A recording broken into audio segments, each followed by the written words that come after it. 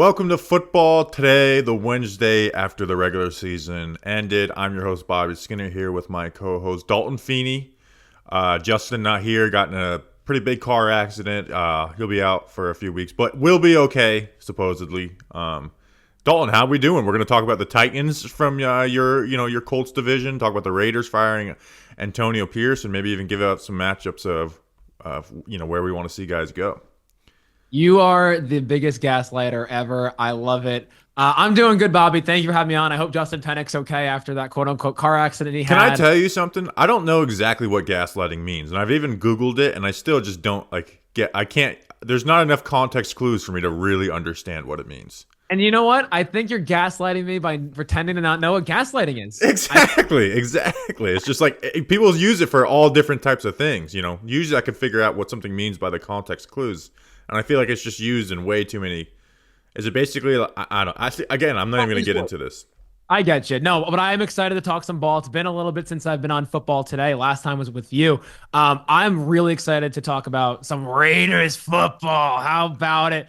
Antonio Pierce getting fired. Bobby, I did want to ask, do you think Antonio Pierce got a fair shot as the Las Vegas Raiders head coach? No, we're going to spend 10 minutes on the gaslighting thing since we're on Dan Patrick. That's a great radio segment. What is gaslighting? No. And I understand if they wanted to fire Antonio Pierce because there is some huge things that he got wrong. He messed up the offensive coordinator hire badly, right? So badly that they had to bring in, Norv Scott Turner off of the street. Had really bad game management. Was listening to Ted Nguyen, who does some Raiders stuff for The Athletic, talking about I think maybe Matt Eberflus was only the worst outside of that. The one good thing he had on his staff, Patrick Graham, the defensive coordinator, seems like he was trying to get out of there, right? His contract was up, so he was interviewing for other DC jobs, and he's even got some head coaching buzz, even though he probably won't get that in this cycle. But this is why you shouldn't have hired Antonio Pierce, because you put him in an unwinnable situation. So you put this rookie head coach with very little experience coming off of the 5-4, interim head coach run. When we see those are fake all the time, right? Every time there's an interim head coach that does fairly well, NFL media is like, oh, you got to hire him, you got to give him a chance, and then it never works out. It never worked out. I think the best example of it working out is Jason Garrett, and I think Dallas Cowboys fans would say that probably didn't work out. You had no quarterback plan, really. I mean, you had a plan, but everyone knew that it was a bad plan, which is fine for year one of a GM and head coach if you're willing to just eat that. You lost Josh Jacobs, and that room was the worst in the NFL. So you have no quarterback, no run game to rely on. You had to trade Devontae Adams. Your defense, which was your calling card, which already was not a talented group, but just a well-coached group, got injured with Wilkins, Crosby, Malcolm Koonce, Marcus Epps. There was no chance for this team being good this year. There's again, Jim Harbaugh, who I think is the ultimate, just come in here and will make your first season highly exceed expectations. I don't think he could have gotten this team to more than 6 or 7 wins. Well, it's really funny that you bring up the interim head coach because, like you said, I feel like it never works out. Since 2019, there have been 6 interim head coaches promoted to become full-time head coaches. Freddie Kitchens in 2019, Lovie Smith in 22, Bowles in 22, Allen in 22, Gerard Mayo 24. The in-house promotion, he wasn't an interim, but he was brought in from in-house. Yeah. And Antonio Pierce. Of those guys, 4 of them have been one and dones. Dennis Allen just got fired this year. The only remaining one is Todd Bowles, right? So that's a mix of the in-house promotion / interim head coaches. It never works. It really never works. I really don't think Antonio Pierce got a fair shake, but they had the same operation with Rich Bisaccia in 21 as the interim. He does a great job. People are clamoring for him to get the job. They don't go with him. They go with McDaniels. That doesn't work out. Pierce becomes the interim. They want him to say, they're like, okay, maybe we should have hired Bisaccia, so let's give Pierce a shot. And my thing with Antonio Pierce is if you're going to promote him as the head coach, right, give him a chance to win. The quarterback position is just absolutely the most important thing in football, and he had no one there. I understand that hired GM Tom Telesco brought in Gardner Minshew, but if you think Gardner Minshew is a long-term option in a division that has, at the time, Patrick Mahomes and Justin Herbert, you're absolutely insane. And the reality is O'Connell's was better than Gardner Minshew too. Right. Minshew had his struggles early on. He gets hurt. AOC comes in and he does, not the greatest thing, but he's, startable, which is, I guess, a little bit of a stretch. And then you have to have Desmond Ritter come in when AOC gets hurt too. So the quarterback position was in such a flux in a division that was arguably the best division in the AFC this year. You didn't give Antonio Pierce a chance, and I understand Telesco came in with Pierce as the head coach, and you want to hire your own guy. But the Raiders, again, making a move off of a head coach. The last head coach for the Las Vegas Raiders, Oakland Raiders, Los Angeles Raiders to make it through 5 years with the team. You got to go back to the 80s and 90s with Art Shell, who they rehired and because they couldn't find no one would take their job. And he was awful. I think it was 2006. Art Shell comes in as like 2-14. But regardless, it's just so much turmoil. They go back and forth with these head coaches. 5 head coaches since 2020, 9 since 2011 when Mark Davis took over as owner. I feel really bad for Antonio Pierce, but the Raiders franchise, man, it's such a tough one to be the guy, right? And even I guess the best head coach since Art Shell is John Gruden, who left the Raiders to the Bucs. I think Antonio Pierce didn't get a shot, and once again, the Raiders' toxicness, if you will, you have him go meet with the media before the news of making their decision. How do you not know? Yeah, you just should never put you can wait a day and be like, hey, we're still discussing these things. So I think sometimes in talking about this, we get into is this fair, right? Is it fair what the Patriots did to Jerome Mayo? No, but they should have done that. They should have fired him. Do you think this is the right decision to keep Telesco and fire Antonio Pierce? Because I'm usually we'll talk about with the Titans, let's keep the cycle same.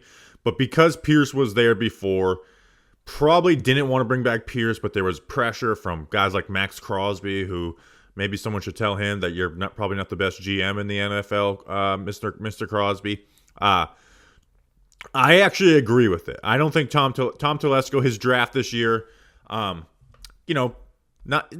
bad, right? You get Bowers, Jackson Powers Johnson in the second round, DJ Glaze started for them. Made some mistakes. I think letting Jermaine Illuminor leave was a mistake. You could have still drafted DJ Glaze and developed him as a swing year, but they clearly took a QB gap year. And then, added a Wilkins on the defensive side. I know he got hurt, but I think was a really good signing for them.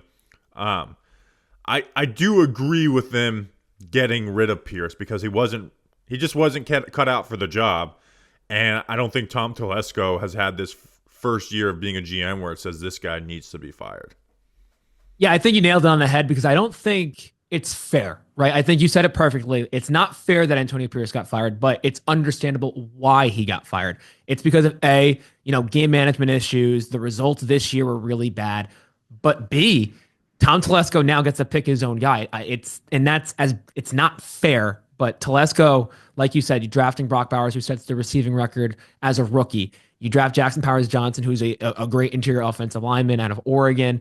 The rest of the draft, like you said, a little bit, we'll find out, not as much stock there. But Telesco's had a great run with the Chargers, his decade-plus run there. I don't think it's fair. The results were bad. We saw this year the defense take a step back too. And that's something, a calling card of Antonio Pierce, getting that defense playing, because in 23, when he took over, they were number 1 in points per game, 5th in turnover margin. This year, 25th in points per game allowed, 30th in turnover margin. So there was a big discrepancy in defensive play from when he took over in 23, 24. You have the game management issues. Yeah, I think that makes total sense why you let go of Pierce at that point. And the reason why it was very predictable because offensive coaching can be more consistently keeping you afloat. Defensive coaching, it matters. I love Patrick Graham. Obviously, I have ties back to him with the Giants and talking Giants. Have met him before. I really like Patrick Graham. I think he's one of the best minds in the game. But one, he wants to leave there.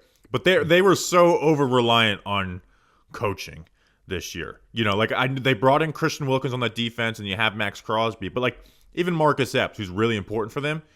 Marcus Epps isn't some great player in the NFL. He's just a great fit for what Patrick Graham wants to run and got that defense in place a lot of times. They're a very untalented team. So that's why it didn't make sense to bring in someone like Antonio Pierce and not have the patience to go with him. But I think they all agree that this is a long-term thing for them. Also, I'll say this, Dalton. Antonio Pierce wanting Jaden Daniels is the new, okay, congrats, dude. You wanted the guy who was taken second overall in the NFL draft. You are the greatest talent evaluator of all time, Patrick Graham. No way. You know what? I think the Giants wanted Jaden Daniels. I think the Vikings would have taken Jaden. I think a lot of teams probably wanted Jaden Daniels, but you weren't picking second, so you didn't. That doesn't mean you're just amazing. And it was just like, yeah, they were at Arizona State together. It's like, okay, well, that should be more reasoning than that. Right. And I mean, I guess the one other thing with that too is that I feel like there have been coaches after the drafts have happened and we've seen these players play where it's like, yeah, I wanted that player. But I was overruled. At least then Pierce's point is that he did say before the draft that he wanted Daniels. And then he was the number one guy, but he absolutely played like the number one quarterback as a rookie this year. Yeah, absolutely. All right, Dalton, why don't you talk to us about something before we talk about the Titans? Oh, yes. I mean, we're talking about Tom Telesco with drafting. Speaking of drafting, cut that. Try that again. No, don't cut that. If you cut that, Connor, I will lose my mind. Make him lose your mind. You know who you see in the office. Speaking of drafting. I'm bigger. Definitely bigger. Speaking of drafting, let's talk about DraftKings. That's right, football fans. It is playoff time. We've got some exciting games to look forward to, and you can get in on all the action right now at our partners at the DraftKings Sportsbook. Right now, they're offering all new customers, that's right, all new customers, $200 in bonus bets instantly for just betting $5 when you use the code football today. That's code football today. Stay in on the action and use $200 in bonus bets on DraftKings same game parlays for a shot at even bigger payouts. Love the thrill of live betting? DraftKings has you covered. Bet in live progress games as they happen. Make watching the game even more exciting. And if sports betting is not yet available in your state, do not worry. You can still join in on all the fun with DraftKings Daily Fantasy and have a shot to win all the cash prizes. So download the DraftKings Sportsbook. Download it. Come on, right now. Do it right now as I'm speaking. Download the app. Use code football today. Bet just $5. That's $5 on any wager and get $200 in bonus bets instantly. That's code football today only at the DraftKings Sportsbook. The crown is mine, Bobby's, and yours. All right, let's talk about the Titans and talk about their fuck-ups. The Titans have fired GM Rand Carthon after 2 years. Dalton. They keep Brian Callahan. And in reality, they are just keeping and making the president of football operations, Chad Brinker, the GM. And this is Tennessee's got a lot of drama going on there, and their owner, Amy Adams. It just seems like it's a mess there. That they don't know what they're doing. They have no plan. They're riding by the they're living by the pants, the seat of their pants. They're just a mess over there. And I think that they probably should have just reset after all this if they wanted to make changes. But it's just so much. It seems like it's just been a constant power struggle over the last 3 years, right? They fire Robinson after the whole A.J. Brown debacle. They bring in Rand Carthon, keep Mike Vrabel, which Mike Vrabel, I think, is a type of head coach that you can do a GM search with, right? Most coaches you probably couldn't, but he's someone that you're like, all right, these two guys are going to be on the same page. Then they fire Mike Vrabel. You find out Mike Vrabel never wanted Rand Carthon and didn't think he was ready for the job. So you hire Brian Callahan. Like, okay, well, at least Rand Carthon hired his head coach.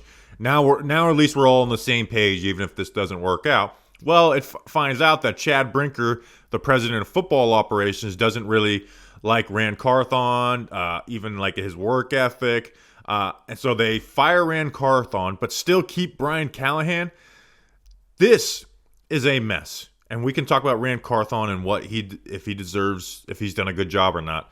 But what the Titans have done here is made them a completely unattractive spot for the job. Because here's the thing. They've already said that Chad Brinker, the president of football operations, he has all final say on football matters. Even the 53-man roster, he has final say on that. He threw some shade at Rand Carthon's work ethic out the door. You're basically if you take this job, you're going to get any blame and lose your chance if it goes bad at GM, but you're not actually going to be the GM. You're basically taking an assistant GM spot, Like this is what Brinker said. This is an attractive job for a lot of people, and particularly for those who grew up in the industry in the way that I have, who kind of cut their teeth as a scout and projecting players from college to pro, and they just want to get up and focus on building a roster and not have to worry about running the video department or an analytics team or the equipment room or whatever. Just all they want to do is scout, go on the road in the fall, and find football players. Because we've got to get it right. We have to have good football players in the building. We have to get playmakers in the building, particularly at positions that influence the outcomes of games. We've got to get to a point where we have 7 difference makers or impact players on our team, which is all fine and well, but you're the one making the decisions. He'll be the final say on draft picks, on the roster, on free agency signings. So it's just this is dysfunction. I think there's so many dysfunctional teams right now in the NFL. Maybe I'm just more aware of it than in years past. But man, the Titans are going right towards the top of that. I mean, they fired people, every year now. I want to speak on the Titans organization, just as you alluded to, and we're talking about. This is as a sporadic of an owner you can have right now. You talked about the John Robinson drama. You talked about Mike Vrabel being fired, keeping Ryan Carthon, and then now you're firing Ryan Carthon and you're promoting Brinker as your president, right? And he's going to oversee hiring your general manager. My biggest thing is ownership, right? When you fired Mike Vrabel, you have that 7-game losing streak, you have your losing season, you have to look at that roster and realize, you know what? I understand we play in the AFC South, and that's a crapshoot of a division, really bad division, but our roster might not be there yet. There's questions at the quarterback position. At some point, you have to realize you have to reset, right? You go 6-11 in 2023. The Texans have CJ Stroud in his rookie year. Looks great. Assuming that they're going to have another pretty good season, which they did, the Titans have to reset that roster. Get the quarterback position right. Get the offensive line right. They've been doing it the last 2 years with Skoronski and J.C. Latham as their top 2 picks. But prior to that offensive line was one of the worst in football. I think they brought back one of their 5 starters on that offensive line. And I know we talk about trenches a lot because it's an important part of the team. But quite frankly, this role is so undesirable. When you are coming into a spot and you're like, okay, you're the general manager, but you're going to have ownership could fire you at any moment. And the president of football operations has the final say over ties or anything that's going on. It's something you don't want to work at. It's very sporadic. Any type of team that has an ownership that you don't know what they're going to do, what their next move is an organization you do not want to join. I do want to say on one thing on Rand Carthon, right? I don't think he did a terrible job, by the way. I don't think so either. And I have some of his moves on here. Like, I would say the Calvin Ridley move is probably the biggest kind of looking on what he's done in terms of trades, drafting, or signing guys, because that 4 for 92 doesn't look great right now. But again, who's the quarterback? You draft Will Levis, and I don't know if you're drafting him thinking he's the guy. You use a day 2 pick on him. But let's be real. Like, we knew Will Levis. He transferred from Penn State to Kentucky. We didn't think that he should be this top-tier prospect. So, by the way, the whole building agreed on that, too. It'd be one thing if they threw him under the bus on the Will Levis. Everybody there agreed on the Will Levis selection. So you have the groupthink of liking Will Levis, right? And that hasn't worked out. But then you signed Calvin Ridley, that doesn't work. You signed Tony Pollard, that did work out. He had a pretty good year on that the first year of his 3 years. Yeah, Pollard worked out. And here's the thing with Calvin Ridley. Even though I did not like that contract, right? And I've compared to the average person, I've been lower on Calvin Ridley than most. He's still got you 1,000 yards, right? And if you did have that quarterback, you wanted to bring in something for him. To at least, like, let's get an idea, like, let's figure out what he is exactly this year, and let's not have excuses of why we don't know what Will Levis is, and that's what Calvin Ridley did for them. He was their number 1 wide receiver. He's a good receiver. I agree, giving him that level of player, that contract at that age, and some of the question marks about Calvin Ridley is there, but they at least, if they do draft a quarterback, Calvin Ridley being on that roster is good for that quarterback. You brought in Carthon to kind of right the ship and have that reset. And then you didn't give him the opportunity to actually have his vision go into place. That's the thing that kind of frustrates me. Now, I'm not going to say it's the right or wrong move because, again, his drafts, Skoronski, Levis, Lil Shake, Tyjae Spears, okay, you have some starters there. Latham, Sweat, okay, we're good there in the top end. The back half of those drafts haven't been super great. Brownlee's been a good player for them, but the other guys really haven't played. Gray, Jackson, and Gray, right. I think if you're hiring a GM, you have to give them a few years to get their vision set. And they did not want to hit the reset button. Amy Adams Strunk got very pissed that they went 3-14, second worst record in Titans franchise history since they moved to Tennessee. And now, hopefully, I hope Amy Adams Strunk is listening because I know she will be. You have to give Callahan, you have to give your new GM, you have to give Brinker some leeway here. You have the number one pick for a reason. Your roster is not good. Let's go. Let's figure it out. Start from pick 1 in 2025 and build your team. Trust the people in your building. You have them there for a reason. Which is what they won't do. Which is the Titans should have reset. I think they should have fired Brinker, made Callahan a one and done, and fired Carthon. But especially now that they have the number 1 overall pick, I feel like that's a very important. Like, I think you need everybody on the same page. Instead, now you're basically hiring a GM to be the assistant GM, which again makes you a very undesirable job because it's not even like. Every GM job is desirable in a sense because, like, hey, because people believe in themselves, right? Like, even if this isn't the best, I believe in myself. I'm going to be the guy. I'll get 2 years at least. I'm going to make it work to where I'm not someone that's getting fired. Well, now you don't even get to have that confidence because you don't know if you're going to get to make the decisions that you want to. I just think it's really funny that they promoted Rand Carthon. They added the title, the executive vice president, to 2024. And then all of a sudden, 1 year later, like what changed? Like what was like the big change? Like that you were the worst team in football? Like, was that it? If so, that also falls on Callahan's head for being the worst team in football. I don't understand how you fire Carthon and not Callahan. It's either both stay or both go. And I just can't believe the Tennessee Titans did it. Oh, wait, I actually can because they have been doing it the last 2 years. Yeah, and the biggest reason for that was Will Levis, who was their decision. You know, they all. I guess Callahan wasn't there for that, but like, you know, Mr. Chad Brinker agreed on that decision. So you got anything else on the Titans? No. All right, so want to finish off with this because I you know, it's too early to be like, where should this guy go? Where should this guy go? What is like one head coaching team pairing that you're like wanting to happen as a general NFL fan? I have 2 answers I want to say, but I'll keep them brief because I don't want to go too long on one of these.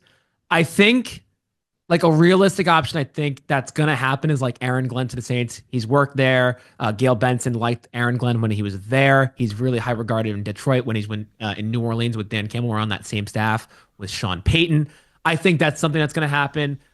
New Orleans, I don't know if they need like a full-on reset, but they have to figure stuff out on both sides of the ball. They might not be in as bad of a spot as, say, a Tennessee Titans or a Vegas Raiders. So I kind of think that's a realistic option. The one I really want to see, and I don't know if this would work out, but the NFL is quote unquote the no fun league, right? We always make jokes saying about it's the no fun league. Let's get a little entertainment, a little drama. Are you going to say John Gruden? No, I was thinking about it. Are you going to say Rex Ryan to the Jets? Hell yeah, baby. Rex Ryan to the Jets. Listen, I know bringing back a coach doesn't usually work. And I get it. I'm not saying this as a Jets fan saying bring back Rex Ryan. I think we're going to win the Super Bowl. I'm saying it as a football fan. We saw the turmoil and the craziness that happened with the New York Jets and Aaron Rodgers this season. I think if you want to top it off, I think Rex is a good coach. I really do. I know the time off will not help him. I think pairing Rex Ryan to the Jets again, the most successful coach they've had over the last 15 years, brought him to the championship game twice. I don't know if he would do a good job. I think he might, but I'm saying I kind of want to see it because I think that would make the NFL more fun. Bring sexy Rexy back to New York. Put him front and center. Put his face right on the New York Times and Post. I think it'd be really electric. You know who I want to be the next head coach of the Jets? Ryan Flores. My landlord and the guy that's outside my window right now measuring my windows because they're installing impact windows for hurricanes, and I'm looking him dead in the eye right now. Well, at least he could brace a storm. He's Italian. His name's Dino. He could fit perfectly in New Jersey. So Rex Ryan, people are dismissing that. If you ask me, out of all the people they've hired that I think has the best has the best odds right now, it's Rex Ryan. Like if I'm if I'm taking Rex Ryan or the field, I'm taking the field. But I think Woody Johnson might actually freaking do that. But it'd be a terrible mistake as a football fan, and to just be like, I can't believe they're doing it. It'd be amazing. It'd be a terrible mistake. Here's one. I still believe in Trevor Lawrence. They've got a talent like Brian Thomas Jr. there. Their rest of the receiving room has some talent. You have an Evan Ingram there. I want to see Liam Cohen go to the Jags. Now, Ooh, the okay, Jags Stan. are not going to be desirable because for some reason they've kept Trent Baalke, but I think they could have been a very desirable place if they did get rid of Trent Baalke. But just coaching with that roster, I think Liam Cohen would have them as competing for that division next year. Like I think that they might even go to my favorites for that division depending on how their offseason goes. I would love to see Liam Cohen there, right? He has some of the college, roots. Spend a year with Todd Bowles, so maybe can pull from that defensively with his mindset. You come for the Rams, with Sean McVay. Like I think Liam Cohen is probably the best head coaching candidate out there. I actually think more so than Ben Johnson because I think being a head coach is much more than just scheming up X's and O's. And here's with as much as I love Ben Johnson, I still have question marks of you're allowed to do whatever you want with that Detroit Lions offensive line, right? Dalton, I'm sure you're someone who's drawn up plays on a pen and paper when you're bored and stuff, and it's all cool and nasty. And then you realize you have 5 guys out, and it's how are you going to protect against this, right? Where the Lions they give you that opportunity to draw up whatever you want. So I just would. I mean, that's the best quarterback of a team that has a head coaching vacancy is Trevor Lawrence, right? I mean, Caleb Williams can be that, but I'm trying to think. I think that's the best. It's. I'll run it down for you. It's right now Raiders. It's AOC or Desmond Ridder. Jets. It could be Rodgers. Probably not. Jacksonville's Lawrence. Bears is Caleb Williams. Saints is probably moving off of Derek Carr. So Jake Hayner ? Spencer Rattler. And the Pats is Drake May, which is also another. Yeah, so you can make an argument that Drake May and Caleb Williams are better situations right now, but Trevor Lawrence is the best out of those guys right now. Yeah, and I do want to say you have a Brian Thomas Jr. who allows you to do so much, the way he takes the top off of a defense and the size that he has. So I would love to see the offensive mind of Liam Cohen with Trevor Lawrence and Brian Thomas. The only thing I would say to that is that, one, it would be really funny if the Bucs OC gets poached back-to-back years with Canales and then now Liam Cohen potentially. 2, going back to the Sean McVay tree of coaching, right? I feel like that's my favorite tree. Branch and route that you want to go to because it's been working out. See Kevin O'Connell as the big example right now. But I kind of don't want to see that, and I'm not even saying that as a Colts fan. I like Liam Cohen. Kentucky Rams back to Kentucky now with the Bucs. I kind of want him to be successful, and I really think with Baalke as general manager, Baalke somehow, I don't know if it's blackmail or what it is, he just survives situations. He did it with the 49ers. He did it with Jim Harbaugh. If you're able to get Jim Harbaugh, who is an unbelievable coach, a winning coach at any spot he's been in, quite frankly, I don't want Liam Cohen to be paired up with this guy because if they're unsuccessful, who's getting the blame, and Baalke's going to say, it ain't me. Yeah, and if anything, they'll just clean house with both of them. So I agree. So, I'm just thinking of, just this next year. I'd love to see Liam Cohen with Trevor Lawrence and Brian Thomas and some of the pieces they have there. It would be very... All right, that's an episode of Football Today. We all wish Justin well. Hope he's doing all right. We will see you on Friday for a preview of the wild card round. We'll see you then. Until then, this is Football Today.